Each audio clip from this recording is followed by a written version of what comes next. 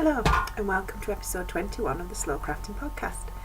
My name's Nadine and I'm coming to you today from the northwest of England near Manchester.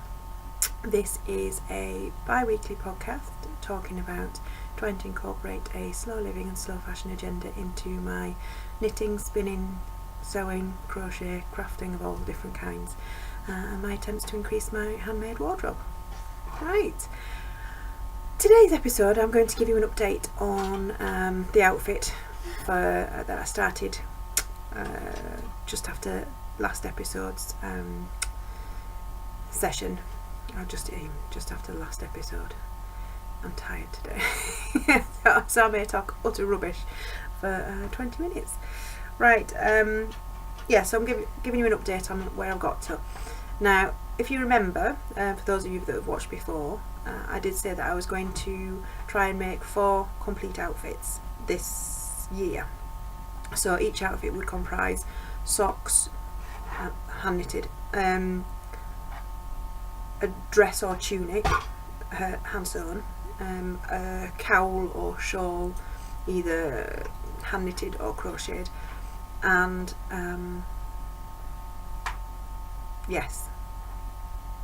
at least those 3 elements, possibly throwing in a pair of gloves or a hat or a t-shirt along the way. So most of the outfits I was going to work over a 3-month period, but because I'd already made a start on at least the socks for the first outfit, and the sew was quite a simple, straightforward one, I decided that I'd try and push through and get these done by the end of January, or this one outfit done by the end of January. Also because I'm meeting up with some old school friends at the beginning of February, so I wanted it done by then. I'm sorry, I'm a bit distracted today because the video quality is not brilliant, and I can't work out why, because the light seems to be okay, and I've cleaned the lens, so I'm not sure what's going on, but hopefully it's not too distracting for you, so please bear with me, and we'll see if it comes good during the course of this episode. Right, so how have I got on so far with this first outfit? Well, I finished the socks, got those finished the other day. These were the hand spun, hand dyed socks using some Texel yarn that I spun and made, and then I just used a Wilton's food dye to dye them. I didn't really have any plan when I was doing it. I just had some left over from doing some other fabric dyeing, so I just splodged it on, sloshed them about, and then put some on neat, and hey presto, I've got a lovely variegated and speckled blue dyed yarn. I've got 2. They're obviously not going to be identical because they're hand painted yarn, so hand painted with no plan yarn, so they won't be identical, but they're close enough for my taste. And there we go. The pattern is Hermione's Everyday Socks, and I knitted them on a 2.5mm needle. Now the yarn is slightly thicker. I don't know if you can be able to see that. Slightly thicker than the yarn that I would normally use, like the commercial yarn I'd use for knitting socks. So these socks are bulletproof. I think I should have possibly gone up to a 2.75mm needle. But I played yarn chicken. I really didn't think I was going to finish the socks, but I did, and I've got that much left. Tiny little ball. So I was very, very pleased with that, because I did have a horrible feeling that I was going to get to the toe and run out of the second sock and run out. And I've got some homespun cheviot of a similar weight that I could have used to finish off the toe, but it's a creamy white colour, so it would have looked a bit odd, even if I'd have over dyed it with the blue. It still wouldn't have been the same base colour. as the texel. But yes, hopefully they did, because they are probably about sport weight. Yes, knitting it up, it's probably about a sport weight if I'm honest. Yarn on 2.5mm needles. I'm hoping these don't get holes in anytime soon, because they made my wrists hurt knitting at that tighter gauge. But I'm very, very happy with these and looking forward to wearing them. And I think I might do the modified eye of partridge heel more often on my socks. Just for a bit of a change from the fish lips kiss heel, actually. Because I've been doing the fish lips kiss heel for probably at least 3 years. So, and this is a flap and gusset heel that seems to work for me without any annoying holes. So I might do that a bit more often and see how I get on. Particularly if I'm knitting socks for some of the men in my life, whether they be my other half or my brothers or whatever, because I know certainly for at least one of them the fish lips kiss heel doesn't fit right. He has odd shaped feet, I think. Not that people who can't wear the fish lips kiss all have odd shaped feet, but he does. Right, so yes, that's them. They're done. Very happy with those. That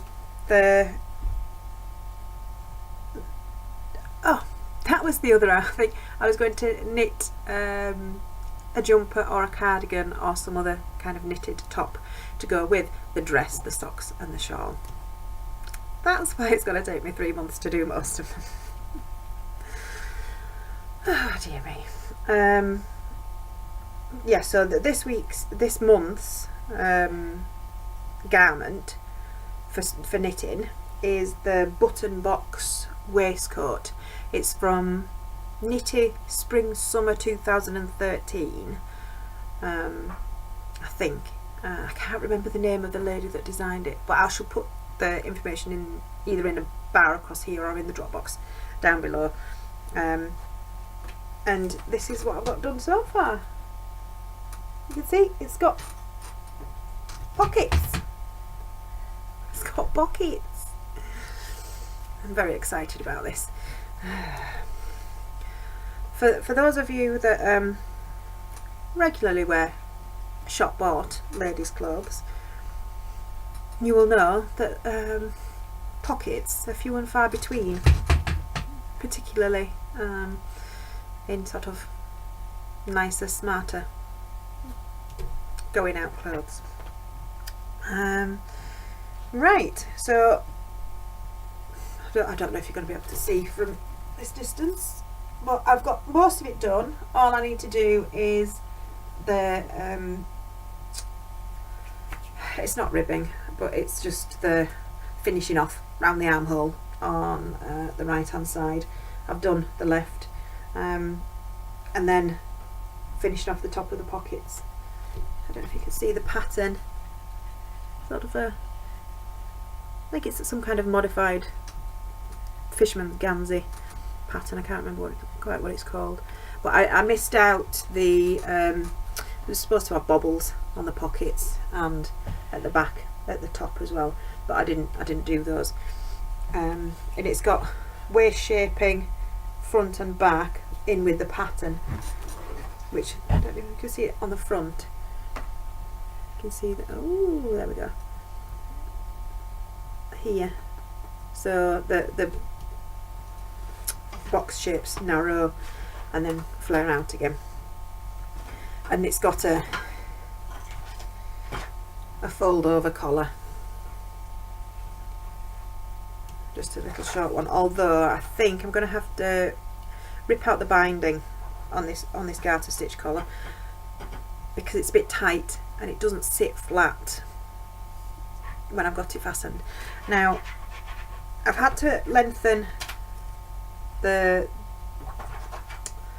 bottom edging because it did just have 2 ridges of garter stitch, which wasn't enough to stop it curling up. So, and because I think I've got quite a long body, I added another 3 ridges, maybe a bit more, of garter stitch at the bottom, just to try and make it stay flat and sit a bit lower, because when I tried it on, I was wearing quite a low cut pair of trousers, sort of hipster level, and it wasn't particularly flattering because the waistcoat's quite cropped. I'm gesturing down here to where it fits, but you can't see because it's below the level of the camera. It just looks like I'm sat in a funny way. Yeah, so anyway, it comes quite high above the hips, it does the waistcoat when it finishes, and with the hipster trousers it did mean that my muffin top sort of stuck out between the gap in the middle. So it's not brilliant, but I'm not intending to wear it like that when I wear it out. I'm intending to wear it over dresses or tunics, so I hopefully won't have that muffin top bulge out the middle. And I'm also hoping that it gets a bit roomier and a bit more forgiving once I've blocked it, because I've got gauge and everything, that's fine, and I knitted the size that should have fit me based on my pre-Christmas measurements. That might have been my undoing, because I've had to widen the button bands at the front as well to try and squeeze it around a bit more. But I probably would have been tempted to do that anyway, even if it hadn't been quite so snug fitting, because I found on quite a few cardigans the button bands can be a bit narrow, and it limits my options in terms of buttons, because you can't have a narrow button band, and because the button hole is quite a decent size, I didn't want to be putting like a half-inch button on it, which would have fit through the hole if it was a really skinny button band, because I think that would have just looked a bit wrong. So now I just get to choose what buttons. Now I do have quite an extensive button stash, in the fact that I've got 2 big jam jars full and probably some more scattered about, so it's not ridiculous. But I'm still wondering if I've got the right buttons. Some of you may well sort of be with me on that, and others will be like, what are you talking about? If you've got buttons, they'll fit, they'll be fine. But no. It's beautiful. I've got a co-host today. She's busy playing with the Play-Doh, and was just wanting to show me that she'd made me a lovely multicoloured cake. Looked delicious. So yeah, you might see a little head on that side. There we go, this side wandering around in the reflection. That just confused me because the reflection's over here, but she's over here. So, and the image in the camera is reversed. So I've got no chance today. So yes, that's going to be well. The wool that I used is James C. Brett Ripple.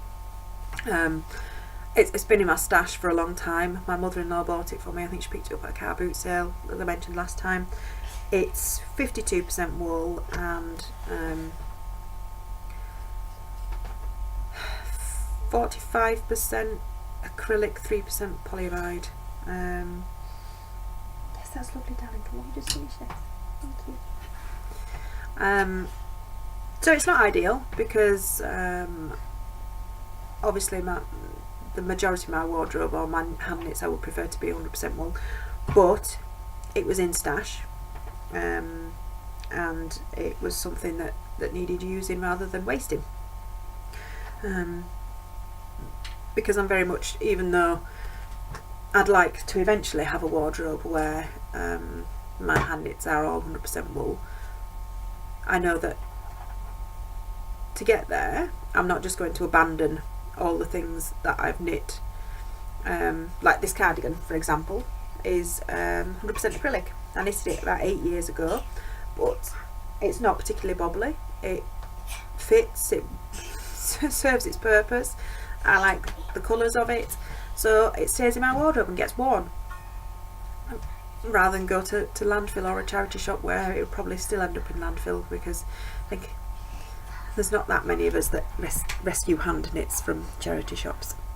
But yes, and you know, if my stash has got some wool that's got a wool acrylic blend, then I will use it rather than throw it away. It just makes sense that since it's already been made, to make use of it, but just not buy any more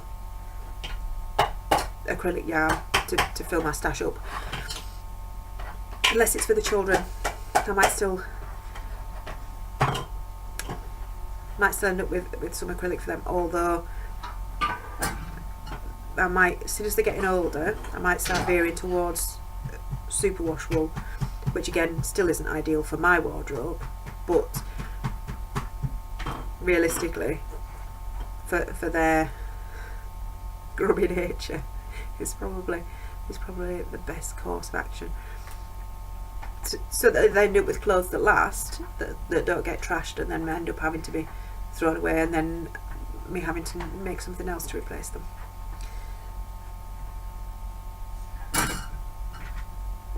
Right, that's the waistcoat. It's going to be a short one today, I think, because I've not worked on the shawl at all. I just haven't had time. I think I am pushing it, trying to get everything done by the time I meet up with my friends in early February. So if it doesn't happen, it doesn't happen. I don't mind.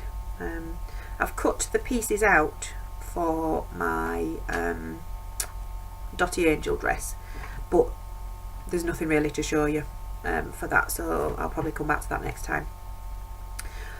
Hopefully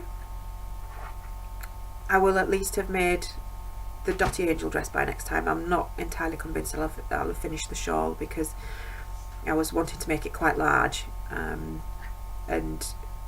the bottom bit of it is going to be lace, so that might take me a bit longer, because it's not something I can necessarily do whilst looking after the children. I might need to wait and do those bits when it's quiet, and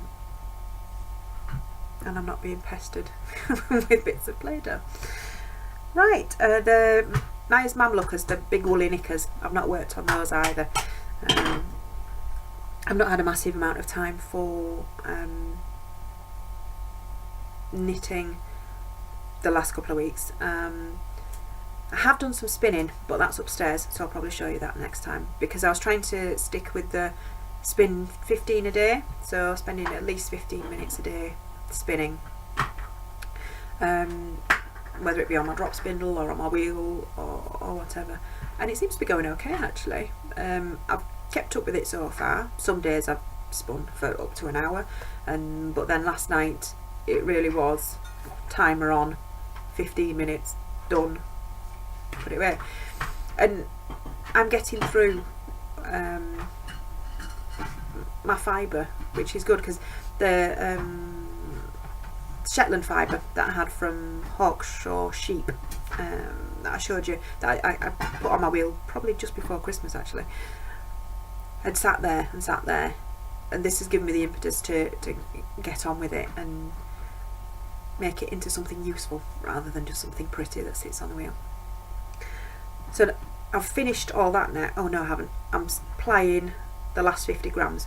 So I've spun and plied the first 100 grams, and I've got another 50 grams that I've spun the singles for, but I'm about halfway through plying, so I should get that finished tonight. and then I'll be able to show you it next time. It's coming out as overall probably about a finger in weight, but it is quite a textured yarn. There's a lot of neps and tweedy lumpy bumpy bits in it, which I'm really excited to see how that knits up actually. Oh, sorry. So I think where the lumpy bumpy bits are might push it up towards a DK weight. So I'm definitely going to have to swatch with that to see what it knits up like. Because I think even if I do a wraps per inch measurement, I'm not necessarily going to get an accurate guide to how it's going to knit up. But yes, I'm very excited because I'm used to working with my hand spun that's all very smooth and consistent. That makes me sound like I'm a really good spinner. I'm not.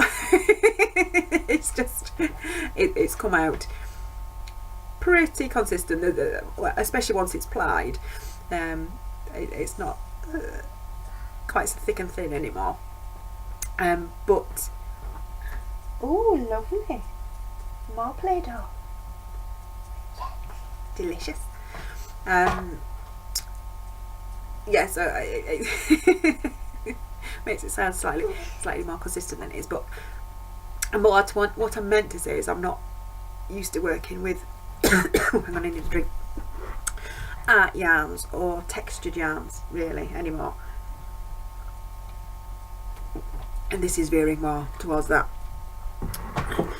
Having said that, for next month's outfit, I am thinking about spinning an art yarn for a cowl. So we shall see how that goes, but I'll talk to you more about that next time. Right, I think that's about everything. Yeah, socks completed, waistcoat just needs some buttons, one armhole doing, and the cast off for the collar taken out, put it back in, and the dress sewing up, and no, that didn't make sense. The waistcoat's almost done, the socks are completed, still to finish, dress, shawl, woolly knickers, and it's the 20th? No. 19th, 20th of January. Right, I'll sort you something else to play with in a minute, okay? In a minute, okay? Right, as my co-host is getting restless, I definitely better get off. Thank you for watching, and I'll hopefully see you next time. Okay, goodbye.